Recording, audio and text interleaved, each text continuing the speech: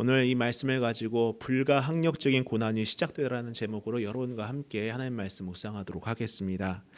일반적인 사람들은 저마다 꿈을 갖고 삽니다. 우리도 꿈이 있죠. 저마다의 꿈이 다 있습니다. 이루고자 하는 목적들이 있고 원하는 방향이 있어요.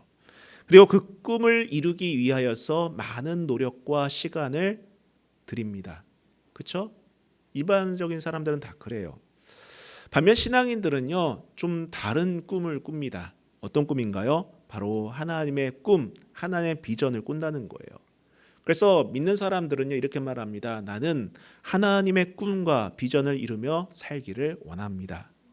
그래서 믿음이 좋은 청소년들 또 청년들은 그래서 그런 기도를 합니다. 하나님, 내 삶에서 하나님의 꿈이 이루어지게 하옵소서, 하나님의 비전을 이루는 내 삶이 되게 하옵소서, 이러한 기도를 하는 청소년들, 청년들도 있습니다. 이렇게 하나님의 꿈을 꾸며 비전을 이루고 가는 것은 여러분 그리스도인이라면 마땅히 가져야 할 정체성이자 신앙인으로서 당연히 가져야 할 방향입니다. 맞는 거죠. 그런데 우리가 한 가지 간과하지 말아야 할 것이 있습니다. 그것이 무엇이냐? 바로 하나님의 꿈이나 비전은 필연적으로 고난이나 대가를 지불해야 한다는 거예요. 대표적인 예가 예수님 아니겠습니까? 예수님은요, 우리 모든 사람들을 용서하고자 하는 하나님의 꿈과 우리를 구원하시고자 하는 하나님의 비전을 이루시기 위하여서 이 땅에 오셨습니다.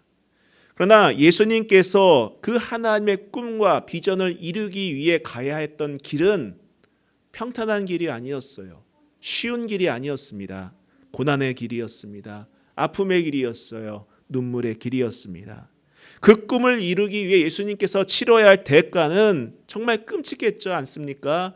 인간적인 모욕을 당했습니다. 무자비한 형벌을 당했어요. 그리고 십자가의 죽음을 겪어야만 했습니다. 하나님의 꿈과 비전을 이루기 위해서 성육신하신 예수님조차 지불해야 할 대가가 이렇게 아픈 것들이었다는 거예요.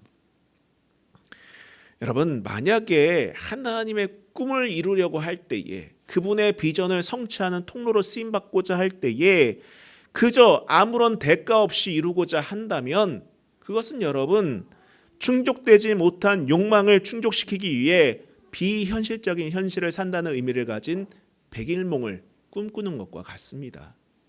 백일몽을 꿈꾸는 것과 같다는 거예요. 여러분, 세상 사람들도 자신들의 꿈을 이루기 위해서 부단한 애를 쓰고 부단한 노력을 하지 않습니까? 어떻게 믿는 사람이라고 하여서 더 큰 개인의 꿈보다 더 큰 하나님의 꿈을 이루려고 하는데 그 어떤 대가도 지불하려고 하지 않겠습니까? 하나님의 꿈은요 결코 장밋빛 미래가 아닙니다. 언제나 고난과 시련을 만나게 돼요. 그렇습니다. 그런 의미에서 여러분들이 이 세상에서 높아지거나 부요해지고자 하는 그러한 꿈을 삼지 않고 믿음 안에서 영원한 하늘의 소망을 품는 꿈을 꾸고 계신다면은 현재 겪고 있는 고난과 시련을 만나는 것에 대해 당연하다고 생각하시기를 바랍니다. 자, 그러면 고난과 시련은 도대체 무엇인가? 언제나 말씀드리지만은 과정이에요. 과정입니다. 그 자체가 결과가 아니에요. 과정입니다. 이런 고난과 시련을 통과해야만이 하나님의 꿈과 비전이 꽃을 피며 열매를 맺게 되는 것입니다. 반드시 그러한 과정이 필요하다는 거예요. 우리는 이런 하나님의 섭리에 대한 근거를 멀리서도 아니에요. 바로 요셉의 이야기 가운데서 찾을 수 있습니다. 하나님은 요셉에게 꿈을 주셨습니다. 그러나 누구도 그 꿈이 무엇인지 어떤 의미인지 알지 못했어요. 심지어 꿈을 받은 요셉도 그 주변에 있던 아버지와 그 형제들도 그 꿈의 의미가 무엇인지 알지 못했습니다. 여러분, 이처럼 하나님이 주신 꿈은요 당장은 알 수 없더라도 지나고 깨닫게 되는 것들이 많습니다. 하나님께서 그래서 이러한 과정을 겪게 하셨구나, 이러한 길을 겪게 하셨구나, 이러한 사람을 만나게 하셨구나라는 것을 뒤늦게 깨닫는 경우가 여러 있다는 것입니다. 오히려 억지로 풀려고 하면은 할수록 상황은 더 꼬이기 마련이라는 거예요.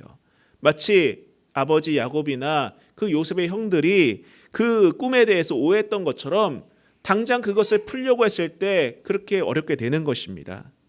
그런 면에서 지금 당장은 이해되지 않는 일들이 내 앞에 있더라도 여러분 낙심하거나 상심하지 마시기 바랍니다. 지금 당장 이해할 필요가 없어요. 하나님께서 나를 어떻게 인도하실지 우리는 잘 모릅니다. 그렇기 때문에 지금 있는 현실 때문에 괴로워하거나 낙심할 필요가 없다는 거예요. 그렇게 되기 위해서 믿음의 사람들에게 중요한 것은 여러분 바로 어떠한 상황 가운데서도 하나님과 동행하는 자세라는 겁니다. 여러분 바로 요셉처럼 말이죠.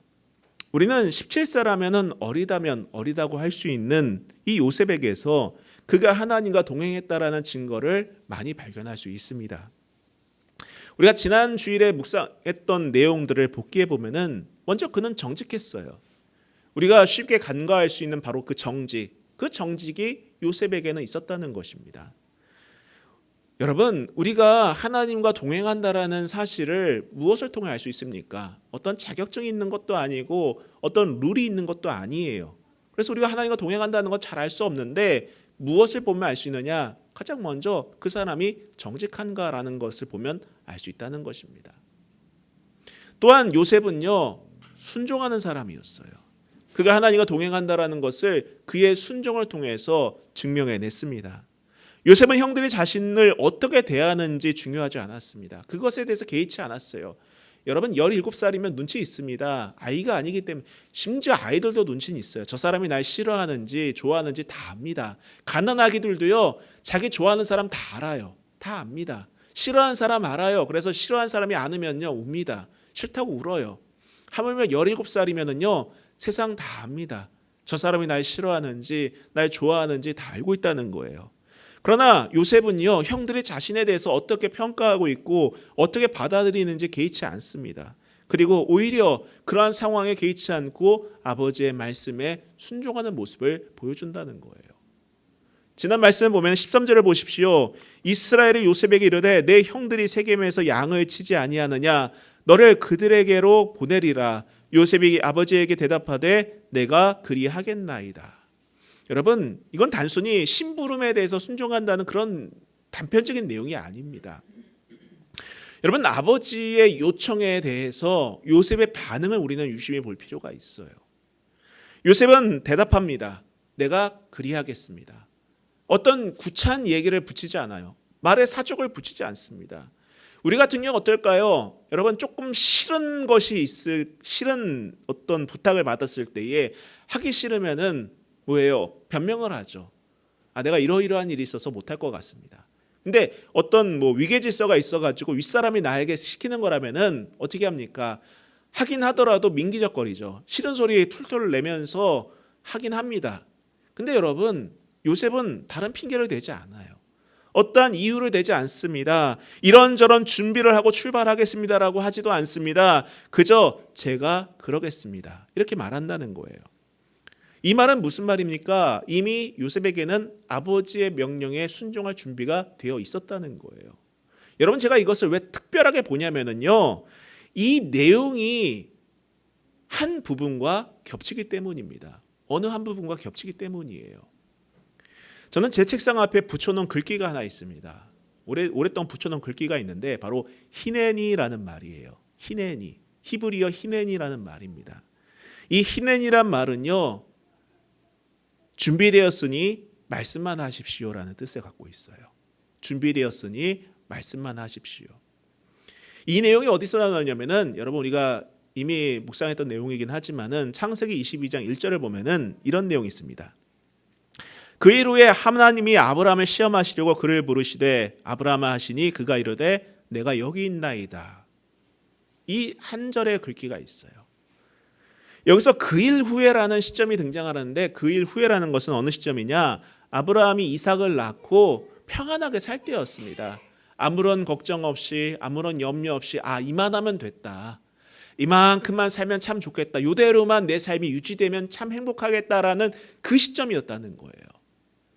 그때에 그 일 후에 바로 그 시점이라는 것입니다. 근데 그 시점에 하나님께서 아브라함을 부르십니다. 이때 아브라함이 내가 여기 있나이다라고 말을 하는데 이 대답이 여러분 바로 히네니였어요. 히네니. 내가 지금 준비되어 있습니다. 특별히 어려울 때만이 아니라 이만하면 좀 살겠다 싶었던 그때에도 여전히 하나님의 부르심에 겸손하게 반응했던 아브라함의 모습이 여기 담겨져 있었던 것입니다. 이는 아브라함이 평안할 때도 영적으로 깨어 있었다는 것을 보여주는 아주 좋은 대목이라는 거예요. 바로 그 아브라함이 보여준 늘 깨어 있고 준비되어 있던 그 순종의 모습이 바로 그의 증손자라고 할 수 있는 요셉에게서 나타나고 있었던 것입니다. 단순히 요셉이 내가 그리하겠나이다라는 것은 예 아버지 그러겠습니다라는 것만이 있는 내용이 아니라 히네니와 같다는 거예요.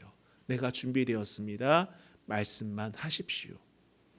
저는 저의 삶도 그렇고 여러분의 인생도 그렇고 준비되어 있는 삶이 되기를 축원합니다.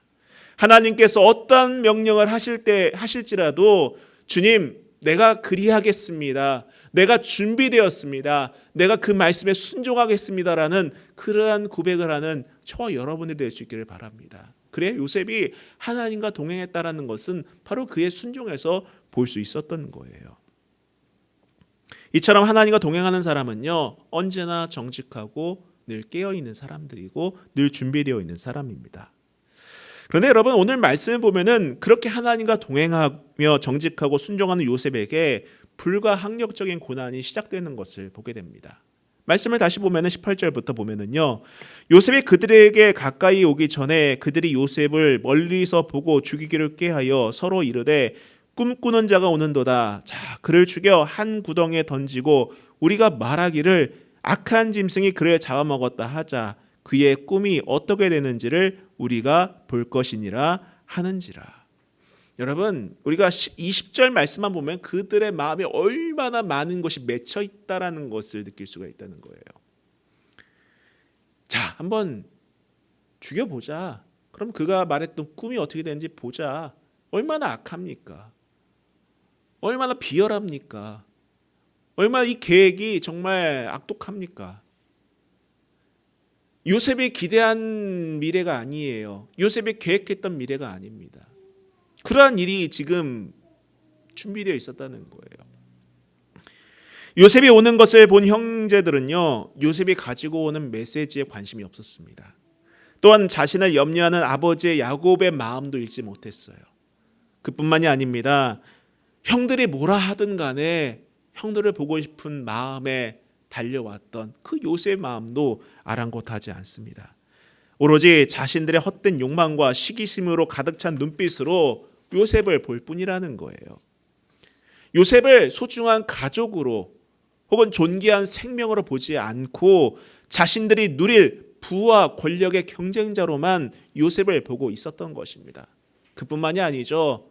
정작 요셉을 잃었을 때에 아버지가 겪을 고통은 아랑곳하지 않고 무엇보다도 하나님을 두려워하지 않는 이들의 모습을 이 구절에서 엿볼 수 있다는 거예요. 지금 그들이 살해하려고 하는 것은 요셉의 꿈이겠지만은 정작 그 꿈이 요셉의 것이 아니라 하나님의 것이었다는 사실을 이들은 생각하지도 않았던 것입니다. 여러분, 사람이 이렇게 욕망의 눈이 멀면은요 앞뒤 안 가리는 겁니다. 욕망의 눈이 멀어버리면은요 하나님의 비전도 보이지 않는 것입니다. 잘못 판단하게 된다는 거예요. 여러분, 우리가 이 말씀 보면서 단순하게 내가 요셉의 입장으로만 있다는 것으로 요셉의 입장으로만 있다고 생각하지 마시고 내가 지금 혹시라도 요셉의 형제들과 같이 욕망의 눈이 멀어버리지는 않았는지를 우리가 두려워하면서 이 말씀을 봐야 한다는 거예요. 여러분, 지금 내 눈에는 무엇이 채워져 있습니까? 무엇이 가득합니까? 하나님의 꿈입니까? 아니면 내 개인의 욕망입니까? 정말 우리가 이 시대에 이 말씀을 보면서 나의 욕망으로 하나님 내 눈이 채워지지 않기를 원합니다. 하나님의 꿈으로 하나님의 비전으로 내 시야가 채워지길 원합니다라고 기도할 수 있기를 부탁드립니다. 계속해서 볼게요. 21절부터 보면은요. 르우벤이 듣고 요셉을 그들의 손에서 구원하려 하여 이르되 우리가 그의 생명은 해치지 말자. 르우벤이 또 그들에게 이르되 피를 흘리지 말라 그를 광야 구덩이에 던지고 손을 그에게 대지 말라 하니 이는 그가 요셉을 그들의 손에서 구출하여 그의 아버지에게로 돌려보내려 함이었더라.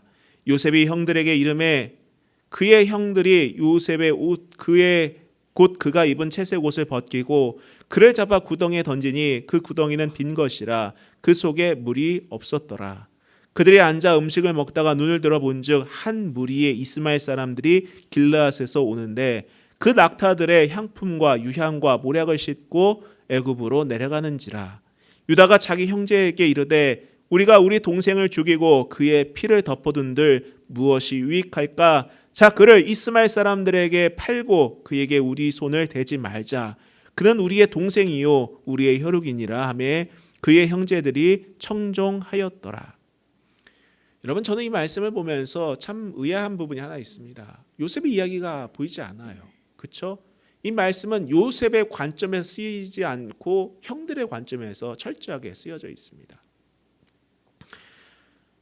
물론 요셉 반응은 성경에 기록되어 있지는 않지만은요, 여러분 우리가 뭐 영화나 드라마를 보면 알지 않습니까? 빤히 보이겠죠? 아마 그는 소리 지르면서 살려달라고 애걸복걸했지 않았을까 해요. 울며불며 도대체 무슨 일 때문에 나 이렇게 하느냐라고 외치지 않았을까 합니다. 사실 이것은요, 나중에 창세기 42장 21절에 나와 있어요. 근데 여러분, 오늘 성경은요, 요셉이 처한 상황보다 무정한 형들에게 맞춤으로 이들이 얼마나 잔인한지를 보여줍니다. 이게 세상입니다. 이게 세상이라는 거예요. 하나님의 꿈을 꾸는 사람들을 대하는 세상의 모습이라는 것입니다. 아무튼 그런 상황에서 르우벤은 요셉을 죽이는데 반대합니다. 나중에 살려둘 요량으로 구덩이에 던져 넣자고 제안을 하죠. 유다도 역시 요셉의 동생이자 혈육임을 강조하면서 그를 죽이지 말고 이스마엘 사람들에게 팔자, 미디안 상인들에게 팔자 이렇게 제안을 합니다. 고육지책으로 그나마 나은 제안이 아닐까 해요. 결국 유다의 제안에 다른 형제들이 동의를 하고 요셉을 은 20에 팔아 넘깁니다. 근데 여러분, 우리가 이 말씀을 보면서 참 잔인하다, 끔찍하다, 형제 간에 참 인신매매가 벌어진다는 게 얼마나 잔인한가 이렇게 보는 것만이 아니라 눈여겨볼 것은 비록 상황은 유다가 주도하는 것처럼 보이지만은 배후에서는 하나님의 섭리가 작동 중이었다는 것을 볼 필요가 있다는 것입니다. 여러분, 우리가 이 과정을 한번 살펴보시기 바랍니다. 요셉이 처음 아버지의 말에 순종하여서 갈 때에 한 번에 형들에게 간 것이 아니에요. 세겜에 갔는데 형들이 이미 다른 곳으로 옮겼다는 소식을 듣습니다. 시간이 지체가 됩니다. 그래서 요셉의 형들을 곧바로 잡지 못해서 시간이 지체되므로 요셉과 미디안 상인들이 정확한 시간에 조우하게 됐다는 거예요. 또 유다가 미디안 상인을 목격한 순간 그의 머릿속에 떠오른 아이디어가 바로 요셉의 목숨을 부지하게 만들었던 것입니다. 그게 끝이 아니죠. 요셉이 어디로 팔립니까? 36절 보시기 바랍니다. 그 미디안 사람들은 그를 애굽에서 바로의 신하 친위대장 보디발에게 팔았더라. 바로 보디발 장군의 집에 팔렸던 거예요. 여러분, 사실 요셉의 꿈만 놓고 본다면 상황적으로 볼 때 재기불능이었습니다. 이거는 이루어질 수 없는 꿈이에요. 오히려 그가 꾼 꿈으로 인하여서 인생이 망가지게 되었어요.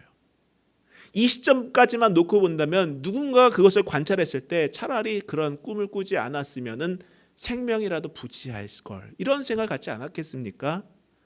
객관적으로 보더라도 도무지 요셉의 꿈과 현실은 매칭이 안 돼요. 맞지가 않는 겁니다.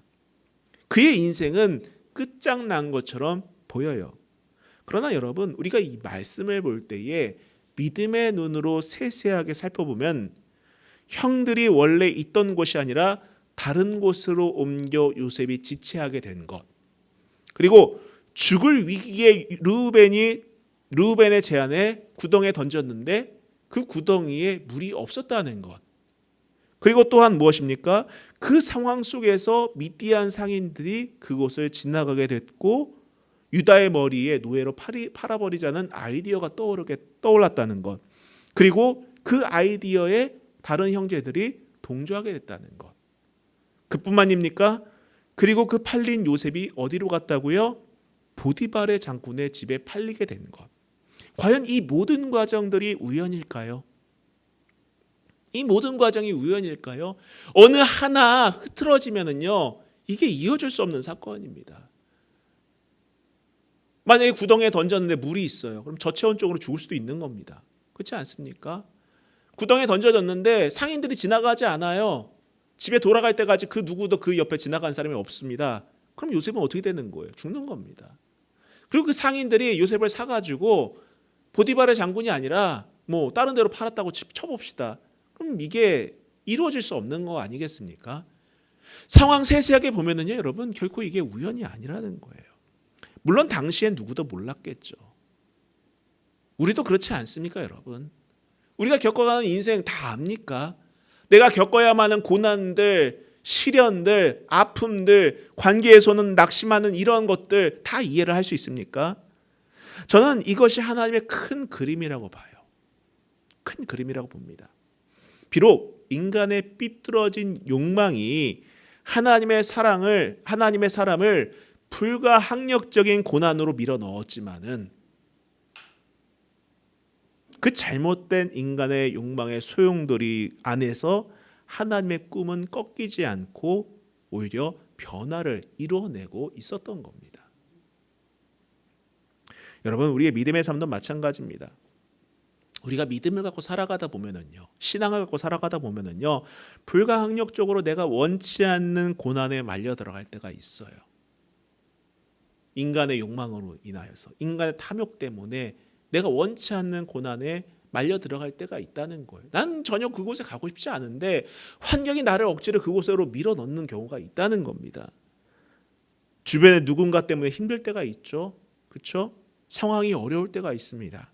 건강이 안 좋고 모든 일들이 정말 힘들고 낙심될 만한 일들이 펼쳐질 때가 있어요.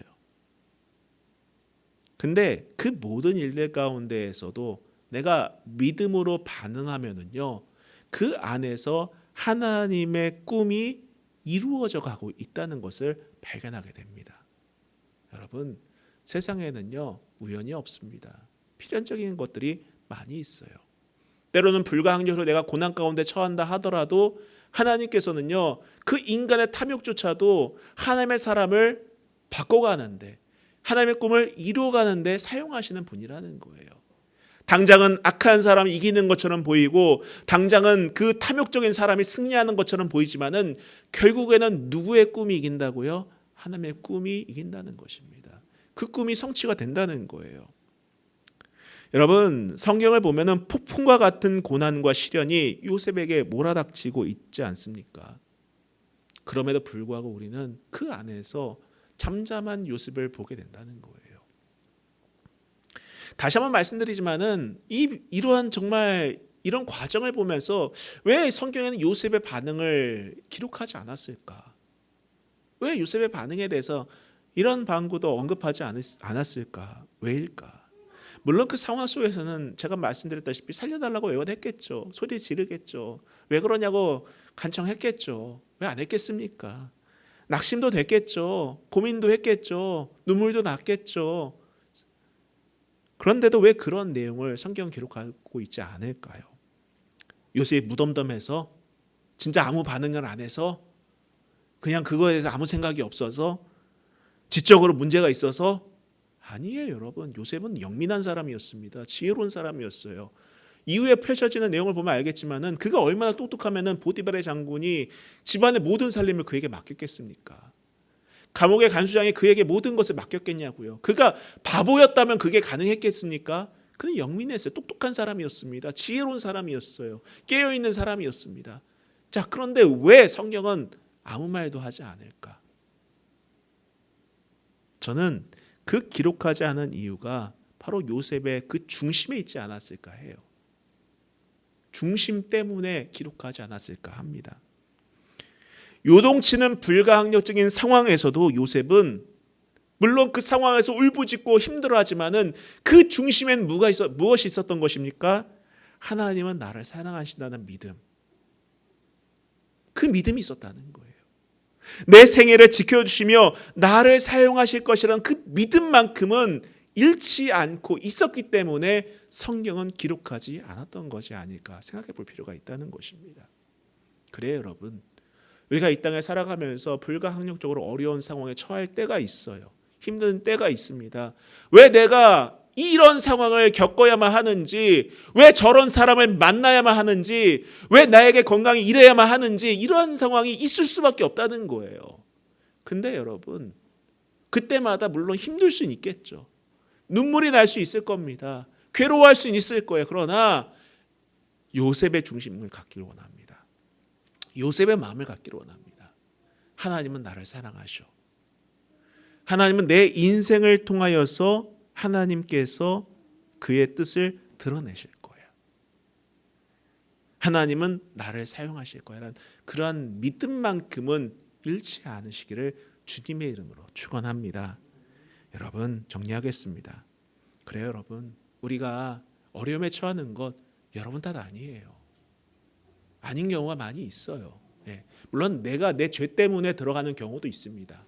그건 착각하면 안 돼요. 그러나 믿음을 갖고 정말 신실하게 살려고 하는데도 불구하고 어려운 가운데 나아갈 수밖에, 어려운 상황에 처할 수밖에 없을 때가 있어요. 그러나 여러분, 그때마다 이 요셉을 떠올리시기를 바랍니다. 특별히 오늘 말씀을 기억해 내시길 바랍니다. 그러면서 환경에 낙심하지 않고 사람 때문에 절망하지 않고 오히려 하나님께서 나를 어떻게 이끄실지를 기도하고 기대하면서 믿음으로 나아가는 저 여러분들이 될 수 있기를 다시 한번 주님의 이름으로 축원합니다. 우리 찬송하고 기도하도록 하겠습니다.